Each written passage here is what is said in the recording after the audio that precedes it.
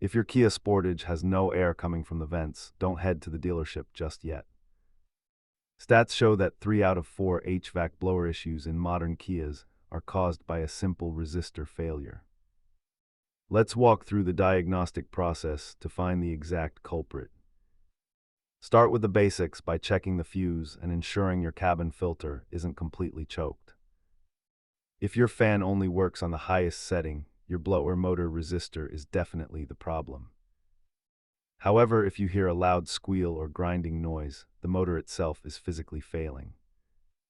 This is a great DIY project because a shop will charge you nearly quadruple the price of the part. As you can see, the labor costs at a professional garage are often more than the parts themselves. To fix it, just remove the panel under the passenger dash and swap the part with a few screws. You only need a few basic tools to get your air conditioning blowing cold again. Remember to disconnect your battery first to protect your car's sensitive climate control computer. Fixing your Sportage blower is a quick win. Subscribe to your Tech Pal for more garage playbooks.